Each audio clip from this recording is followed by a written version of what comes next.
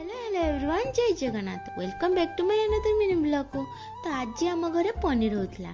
तो आपण मैंने तो भेराइटी टाइप रो पनीर रेसिपी रांधिकी घरे खाइथे मैं जानूची, किंतु मु आज के ऊपर रांधुची ता जानिया पे वीडियोटी को लास्ट पर्यंत देखंतु।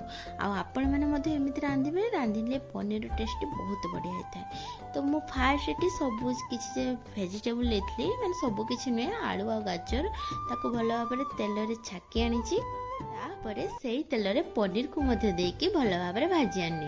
एपटे मु काजू, टमाटो, अदा, रसुण किछि गोटा मसला को ग्राइंडर रे ग्राइंडिंग करि आनची। तो एटी पनीर भलो भाबरे भजा हे सला परे आगरु मु पानी रे किछि चीनी देई सेथरे मु पनीर को ऐड कर देली।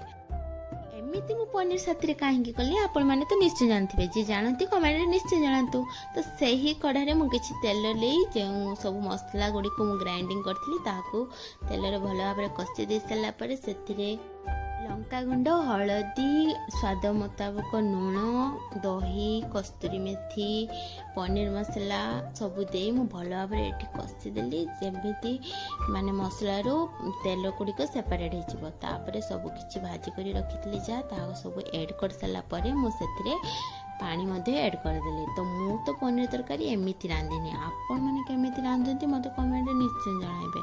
तो आज का एतिकी रहूची। Take care. वीडियोटी भल लागथिला लाइक करिया पे